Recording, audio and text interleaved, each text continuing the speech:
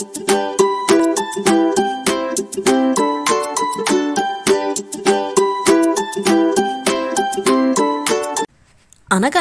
ఒక ఊరిలో ఒక బ్రాహ్మణుడు ఉండేవాడు.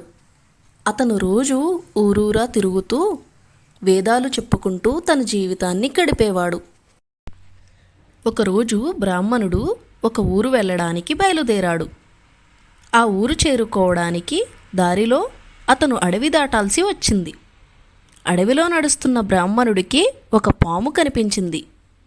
అది ఒక పెద్ద చక్రం కింద పడి అందులో నుండి బయటకు రాలేక చాలా బాధపడుతూ ఉంది. పాముని చూసిన బ్రాహ్మణుడికి జాలి కలిగింది. ఎలా అయినా పాముని కాపాడదామని నిర్ణయించుకున్నాడు. అతను మెల్లగా చక్రాన్ని పైకి ఎత్తాడు.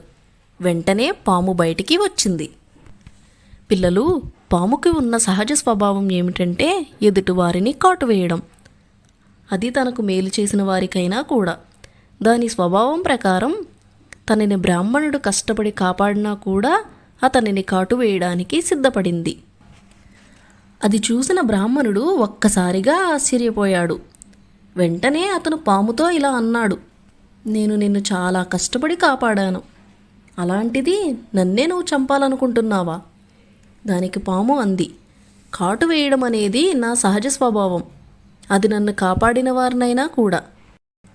వీరిద్దరూ ఇలా మాట్లాడుకోవడం ఒక నక్క గమనించింది. నక్కని చూసిన బ్రాహ్మణుడు వెంటనే దానిని న్యాయం అడిగాడు. నక్క ఇలా చెప్పింది, నాకు మీరేం చెప్తున్నారో అర్థం కావడం లేదు. వివరంగా అసలు ఏం జరిగిందో చేసి చూపించగలరా అని. దానికి పాము సరే అంది. పాము ఒక్క క్షణం కూడా ఆలోచించకుండా మళ్ళీ చక్రం కిందకు వెళ్ళిపోయింది. వెంటనే నక్క బ్రాహ్మణుడితో, ఇలాంటి వాళ్లను కాపాడడం మన తప్పు. వెంటనే నువ్వు ఇక్కడి నుంచి వెళ్ళిపో అని చెప్పింది. దానికి బ్రాహ్మణుడు, నువ్వు చాలా తెలివైన దానివి. నాకు సహాయం చేసినందుకు నీకు చాలా కృతజ్ఞతలు అని చెప్పి అక్కడి నుండి మెల్లిగా వెళ్ళిపోయాడు. చూశారు కదా పిల్లలు, మనం అవతలి వారికి సహాయం చేయడం మంచి విషయమే. కానీ మనం ప్రతి ఒక్కరిని నమ్మకూడదు. మనం జాగ్రత్తగా ఆలోచించిన తర్వాత మాత్రమే నిర్ణయం తీసుకోవాలి. ఆలోచన లేకుండా మనం ఇతరులకు చేసిన మంచి కూడా మనకి ఒక్కోసారి ప్రమాదాన్నే తీసుకొస్తుంది. మీకు ఈ వీడియో నచ్చినట్లయితే వెంటనే లైక్ చేయండి. ఇలాంటి మంచి వీడియోస్ కోసం మా ఛానల్ని సబ్స్క్రైబ్ చేయండి.